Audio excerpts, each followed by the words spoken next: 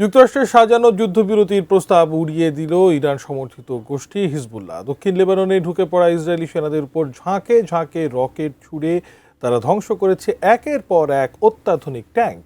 দুই পক্ষই যখন পিছু হটতে নারাজ, তখন কোন দিকে যাচ্ছে মধ্যপ্রাচ্যের এই সংঘাত? বিস্তারিত জানাচ্ছেন ত্রিবেণী তনু।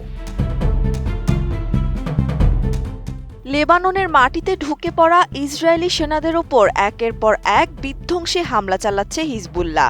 আন্তর্জাতিক সংবাদ মাধ্যম আল জাজিরার তথ্য অনুসারে ৪ জুন দক্ষিণ লেবাননের বেশ কয়েকটি শহরে ইসরায়েলি সেনা ও তাদের গাড়ি বহর লক্ষ্য করে একযোগে আক্রমণ চালিয়েছে হিজবুল্লাহ যোদ্ধারা। ঝাঁকে ঝাঁকে রকেট এবং স্কোয়াড্রন ব্যবহার করে ইসরায়েলি বাহিনীর একটি বড় সমাবেশকে লণ্ডভণ্ড করে দেওয়ার দাবি করেছে গোষ্ঠীটি। এই হামলায় ইসরায়েলের বেশ কয়েকটি অত্যাধুনিক মার্কাভা ট্যাঙ্কও ধ্বংস হয়েছে।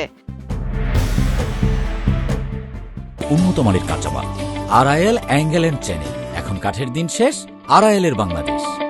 এক বিবৃতিতে হিজবুল্লাহ জানায়, তাদের যোদ্ধারা একাধিক ইসরায়েলি সামরিক অবস্থানকে লক্ষ্যবস্তু করেছে এবং ইয়ম হোমের আল শাকিফ, রাশাফ, আল কান্তারা ও খিয়াম সহ কয়েকটি শহরে ইসরায়েলি সেনা ও গাড়ি বহরে ব্যাপক হামলা চালিয়েছে। লেবাননের ঐতিহাসিক বেউফোর্ট দুর্গ সংলগ্ন এলাকাটি এখন রণক্ষেত্রে পরিণত হয়েছে। হিজবুল্লাহ জানিয়েছে, সেখানে ইসরায়েলি কমান্ড পোস্ট ও সেনা ঘাঁটি লক্ষ্য করে তারা অনবরত কামানের গোলা, রকেট এবং ড্রোন হামলা চালিয়েছে।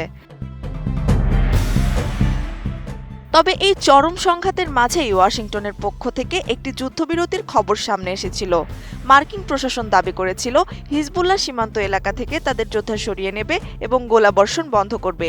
এই শর্তে লেবানন ও ইসরায়েল একটি যুদ্ধবিরতিতে সম্মত হয়েছে। কিন্তু যুক্তরাষ্ট্রের মধ্যস্থতায় হওয়া সেই যুদ্ধবিরতি পরিকল্পনা পুরোপুরি প্রত্যাখ্যান করে দিয়েছে ইরান সমর্থিত গোষ্ঠী হিজবুল্লাহ। উল্টো ইসরায়েলও সাফ জানিয়ে দিয়েছে, তারা দক্ষিণ লেবানন থেকে কোনোভাবেই সেনা প্রত্যাহার করবে না এবং সেখানে তাদের হামলা অব্যাহত থাকবে।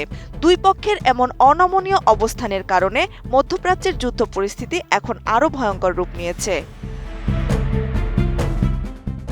ত্রিবেণী তনু, ATN নিউজ।